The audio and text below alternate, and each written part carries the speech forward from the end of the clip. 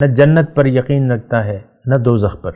اس نے سب کچھ کو ایک داؤ پہ لگا دیا ہے اور وہ اپنی خواہش ہے۔ اس بات پہ ذرا غور کریں نا، ہم نے سارے مفادات کو، جو ہمارے باطنی مفادات ہیں، اللہ کی رضا ہے، رسول کا قرب ہے، اللہ کا قرب ہے، جنت ہے، آخرت کی ملاقات ہے، اور آخرت میں اللہ کا دیدار ہے، اور جنت جو ہے روضہ، جنت کا روضہ ہے، یہ قبر جو ہے قبر کا روضہ ہے، یہ سارے مفادات ہیں، ہمارے باطنی مفادات ہیں۔ اعوذ باللہ من الشیطان الرجیم، بسم اللہ الرحمن الرحیم، اللہم صلی علی سیدنا محمد معدن الجود والکرم آلہ وسلم۔ سامعین و ناظرین اکرام، السلام علیکم ورحمۃ اللہ وبرکاتہ۔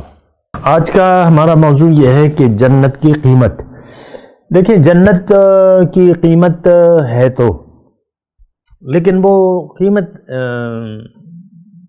بڑی آسان ہے، اور دیکھیں اللہ تعالیٰ نے ہمیں جنت کی خریداری کے لیے دنیا میں بھجوایا ہے۔ ایک بات تو یہ نوٹ کر لیں، آج کا مسلمان تو دنیا کے دھوکے میں آ گیا ہے اور یہ ظاہر کے لیے زندگی گزار رہا ہے۔ ہم میں سے ہر شخص ظاہر پرست ہے، دنیا دار ہے، اور دنیا ہی کی طرف اس کا رخ ہے، اور یہ دنیا ہی کے لیے زندگی گزارنا چاہتا ہے، جبکہ حقیقت اس کے برعکس ہے۔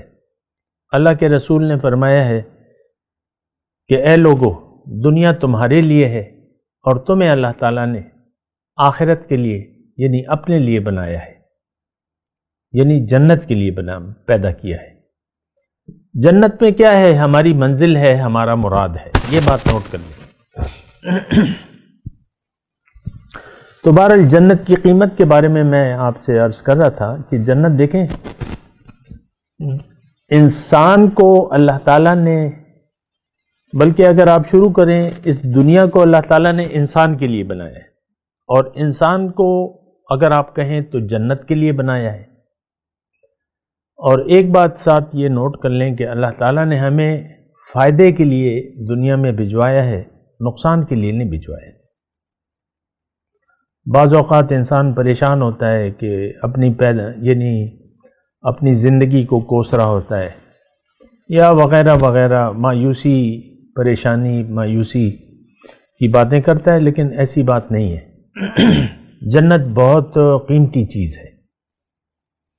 یہ دنیا جو ہے بہت قیمتی جگہ ہے، یہاں آپ نے جنت کا سودا کرنا ہے اور جنت کو اپنانا ہے۔ وہ الگ بات ہے کہ آج کا مسلمان جو ہے نہ جنت پر یقین رکھتا ہے نہ دوزخ پر۔ اس نے سب کچھ کو ایک داؤ پہ لگا دیا ہے اور وہ اپنی خواہش ہے۔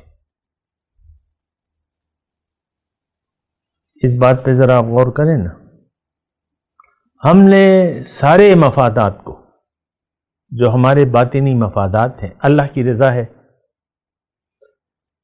رسول کا قرب ہے، اللہ کا قرب ہے، جنت ہے، آخرت کی ملاقات ہے، اور آخرت میں اللہ کا دیدار ہے، اور جنت جو ہے روضہ، جنت کا روضہ ہے، یہ قبر جو ہے قبر کا روضہ ہے، یہ سارے مفادات ہیں، ہمارے باطنی مفادات ہیں۔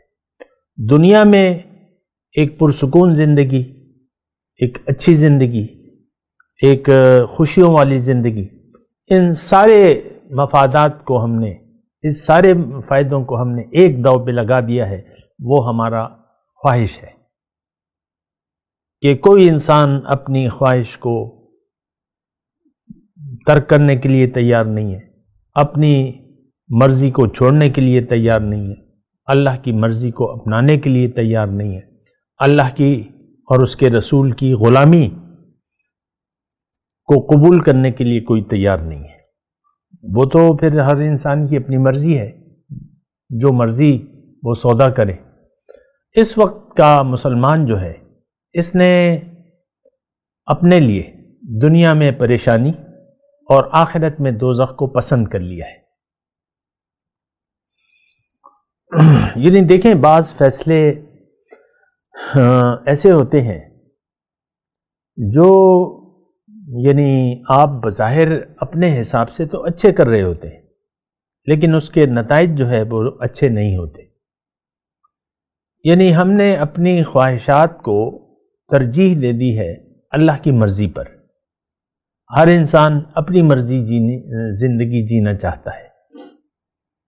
آپ دیکھ لیں نا، میں اور میں اپنی انا سے اور اپنی میں سے ہم باہر نکلنے کے لیے تیار نہیں ہیں۔ ٹھیک ہے، اس طرح اللہ تعالیٰ نے ہمیں اختیار تو دیا ہوا ہے، لیکن دراصل ایسا کرنا کہ آپ اللہ کی یاد کو دل سے بھلا دیں، دنیا کی یاد کو دل سے آباد کر لیں، اپنے دل کو دنیا کی یاد سے آباد کر لیں اور اللہ کی یاد کو فراموش کر دیں، یہ سودا تو ہم نے کر لیا ہے، لیکن دراصل یہ سودا جو ہے یہ نارے جہنم کو، یعنی دوزخ میں جانے کا اپنے راستہ اپنا لیا ہے۔ اور آخرت میں تو دوزخ کے علاوہ اور کوئی ٹھکانہ نہیں ہے ان لوگوں کا جو اللہ کی یاد کو دنیا میں دل سے بھلا کر زندگی گزارتے ہیں۔ یہ بات نوٹ کر لیں۔ نسوا اللہ فانساہم انفسہم، انہوں نے اللہ کو بھلا دیا، اللہ تعالیٰ نے ان سے اپنا آپ بھلوا دیا۔ اللہ تعالیٰ نے ہمیں کہا بھی ہے کہ وَلَا تَكُونُوا كَالَّذِينَ نَسُوا اللَّهَ، ایسے لوگوں میں سے نہ ہونا جنہوں نے اللہ کو بھلا دیا، نتیجتاً وہ اپنے آپ کو بھول گئے۔ آج کا انسان بلکہ آج کا مسلمان اپنے آپ کو بھلا کر زندگی گزار رہے۔ دیکھیں، یہ بہت مختصر سی میں آپ کو بات کہوں کہ اگر کوئی یہ جاننا چاہے کہ آیا واقعی میں نے اللہ کو بھلا دیا ہے، تو اس کی یعنی دیکھیں حساب کتاب تو ہم لگا سکتے ہیں نا کہ آپ اپنے ظاہر کو یاد رکھ کے جی رہے ہیں کہ آپ اپنے باطن کو یاد رکھ کے جی رہے ہیں۔ اگر آپ اپنے ظاہری کو یاد کر رہے ہیں اور آپ نے میں کی رٹ لگائی ہوئی ہے، اس کا مطلب یہ ہے کہ آپ اللہ کی یاد سے غافل ہیں اور آپ نے اپنے آپ کو بھلا دیا ہے۔ بہرحال میں آپ کو جنت کی قیمت کہہ رہا تھا، جنت کی قیمت ہے، جنت کی ایک قیمت ہے اور وہ بہت سستی ہے، اور اللہ تعالیٰ نے انسان کو پیدا کیا ہے جنت کے لیے۔ عالم بالا سے انسان آیا ہے، روح کو اللہ تعالیٰ نے دنیا میں بھجوایا ہے، اور بھجواتے وقت جنت کی قیمت اس کی جیب میں رکھ دی ہے۔ یہ بات نوٹ کر لیں، یعنی اللہ تعالیٰ نے روح کو جسم دیا، اس کو انسان بنایا اور انسان کو اختیار دے دیا زندگی گزارنے کا۔ اچھا، اب یہ اختیار کیا ہے؟ یہ اختیار یہ ہے کہ تم اگر چاہو تو اپنی مرضی سے زندگی جی سکتے ہو، خود مختار ہو، تم اپنی مرضی کر سکتے ہو۔ میں نے تمہیں تو جنت کے لیے بنایا ہے، لیکن تم اگر نہیں چاہتے تو تم کوئی اور منزل بنا لو اپنے لیے، یعنی اس کا اختیار دیا ہے، یعنی زندگی گزارنے کا اختیار۔ قیمت کی میں بات کر رہا تھا، دیکھیں یہ بڑی آسان بات ہے۔ میں نے آپ کو کہا کہ جنت کی قیمت ہماری جیب میں اللہ تعالیٰ نے رکھ دیا، اور وہ کیا ہے؟ اختیار۔ اختیار کس چیز کا؟ زندگی گزارنے کا۔ ساتھ ہی اللہ تعالیٰ نے اپنی ہدایت ہمیں دے دی ہے پیغمبر کے ذریعے، قرآن اور سنت۔ اگر ہم نے زندگی میں اپنا اختیار استعمال کیا تو اس کا مطلب یہ ہے کہ ہم اپنے مقصد میں ناکام ہوں گے، لیکن اگر ہم نے اپنی مرضی کی بجائے اللہ کی مرضی سے زندگی گزاری، اللہ کی ہدایت کے مطابق زندگی گزاری، تو یہ جنت کی قیمت ہے۔ کہ جنت کی قیمت کیا ہے؟ کہ آپ اپنی مرضی کی بجائے اللہ کی مرضی سے جینا شروع کر دیں، اللہ کو منزل بنا لیں۔ اللہ کی مرضی قرآن میں ہے، قرآن پہ عمل کا طریقہ ہمیں رسول نے بتایا ہے۔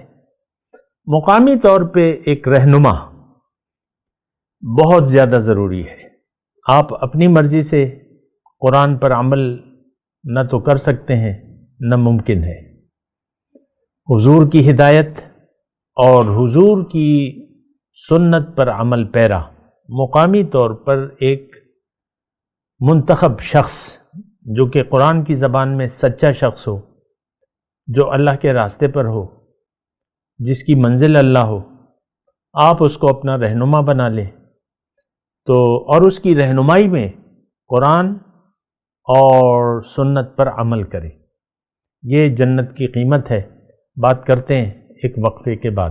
وآخر دعوانا ان الحمدللہ رب العالمین۔ مولاي صل وسلم دائما ابدا على حبيبك خير الخلق كلهم